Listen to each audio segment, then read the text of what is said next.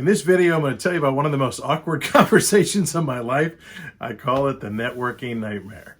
Hey, by the way, if you're enjoying these videos at all and these stories, make sure you go and hit the subscribe button and hit that notifications bell. So when I put out new videos, you'll get notified and you can check out these videos and support what I'm doing if you're so inclined. So here's the story. When I was a young man back in the 90s, I started my own business. And what I realized pretty quickly is I just didn't know a lot of people. And I realized I had to learn how to network with people. Well, I didn't really know how to do that. This is back before, LinkedIn and Instagram and Facebook, and even back before MySpace. It's before cell phones and the internet, literally. And I went and I asked my mentor for advice. My mentor is a guy named Vince. Maybe you heard about Vince in the video I made about the escalator incident. But Vince he just knew all these people. And I said, hey, we got together at a restaurant. And I said, hey, can you give me some advice? How do you know so many people? And he goes, well, you just got to go meet people. I'm like, what do you mean just go meet people? He's like, you just got to go make contact with people. You just got to network. Well, I don't know how to do it. He goes, just go up to a stranger and talk to him. And I was like, what? Because I was raised like a lot of you, being taught at home and in school, don't talk to strangers. Whatever you do, don't talk to strangers. You're going to get kidnapped. Do not talk to. So the idea of, I wasn't shy. I wasn't afraid of people. I had 2 degrees in communication. I mean, you can stand up on stage and talk to 1,000 people. But to just walk up to a stranger and start talking to them, especially with some kind of purposeful conversation to try to make a connection and that might lead to a business relationship, that seemed crazy. And I go, I don't know, man. I don't think it's that easy. He goes, well, let me show you. He goes, watch. And so right across the restaurant, there's a family sitting there, husband and a wife and a little baby girl. And Vince goes, watch. So he goes walking up to this couple and they're eating their dinner. And he goes, excuse me, I hate to interrupt you, but I just wanted to say, you have a beautiful family. And they go, oh my gosh, thank you. And he said, your daughter, she's beautiful. How old is she? Oh, she's 1.5 years. He just starts talking with these people. And I'm just watching. I'm like, this is amazing. And he says, my wife and I don't have kids yet, but we want to have a family someday. And kind of builds my dream to see a happy family out here enjoying a meal together. And he's like, oh, by the way, my name's Vince. What's your name? Oh, he gets, I'm Vince Rush. And the guy says his name. And Vince goes, you look kind of familiar. We met before. I don't know. And where do you work? They start talking about the professions that they're in and what they do for a living. And their spare time, they're chatting away. And Vince says, hey, I really enjoyed getting a chance to meet you. We should exchange information. Maybe stay in touch. Let me give you my phone number. So they trade phone numbers. Vince's like, do you have an email? And he gets their email down, gives him his card, and he goes walking back over. He goes, yeah, it's easy. I'm like, that did not look that easy. I mean, it kind of did, but I don't know if I can do that. So it built it up in my mind, this thing that it was like, well, I don't want to look stupid. What if you say the wrong thing? What if they think I'm a weirdo or a stalker? And so weeks go by and I was like, I knew I needed to go do it because I had a business that I wanted to grow and I had to find some people to maybe partner with. And so I decided to try it. So one night I said, all right, Kathy, my wife knew that I was going through this inner struggle about, contacting people and networking. And so one day we were living up in a little college town, Oxford, Ohio. And I was on the faculty there teaching, and I said, hey, let's go uptown, and I want to make some contacts. I want to do some networking and meet some people. She's like, that's awesome. So we go walking up this little uptown area, and it's a summer night, and we go into Baskin Robbins. And so I walk into Baskin Robbins. I'm looking around, and I started like prejudging people, like, he doesn't look very friendly. She doesn't look that sharp. I kept coming up with excuses not to talk to people. And my wife's like, so you gonna talk to some of these people? I'm like, shut up. Shh. Stop nagging me. And so we get our ice cream. I get this big, double scoop ice cream cone, and I don't see anybody really to talk to. I don't know if and I told her the story about how Vince met this family with this little baby, and as we're walking out the door of Baskin Robbins, the sharpest young family comes walking in, husband, wife, and a little baby. And I'm like, oh my gosh.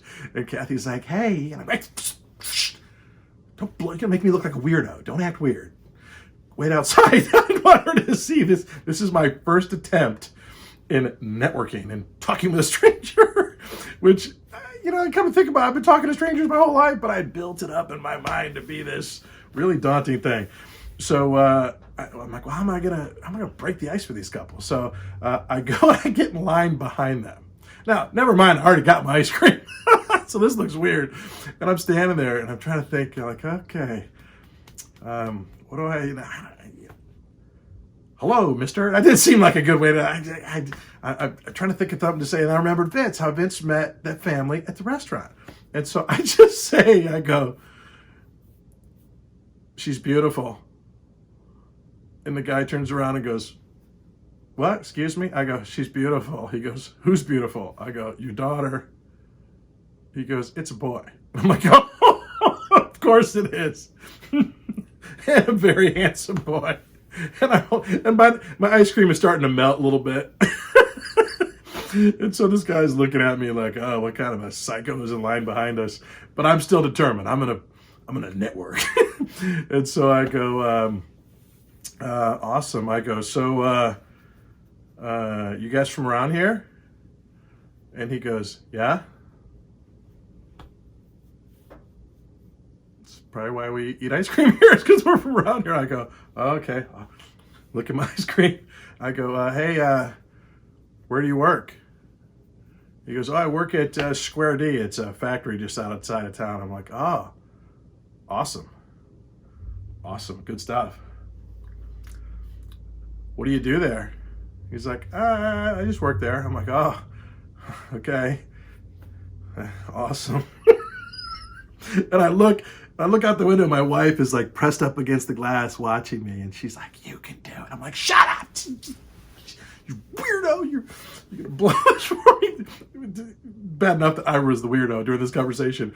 So then I'm like, I gotta find a way to somehow get this guy's phone number, right? Like, it's not really networking if I don't have a way to get in touch with him. I need his phone number, his email or something. I'm like, well, back at that time, we had something called the phone book. Now, most of you don't know what that is, but they used to print part of the internet and put it in a book. And you could just look up, if you knew someone lived in this area, you could find their name. All you needed was their first and last name, and you could find their phone number. So I'm like, all right, how am I going to get that? And I'm like,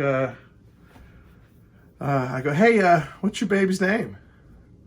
And he goes, Jared. And I go, awesome. And I literally said this. I go, what's your baby's last name? I asked a stranger what his baby's last name was. And he's looking at me. And that's when this look comes over his face, like, this guy's stalking me. And he turns the baby away and he goes, just Jared. And he turns his back on me and he is done talking to me. And by now my ice cream's all run down my arm. It's dripping all over the floor. This conversation did not go well. And I just gave up and walked out of line and walked out the door. And Kathy's like, did you get his phone number? And I'm like, no, I didn't get his phone number. It's so easy. You do it.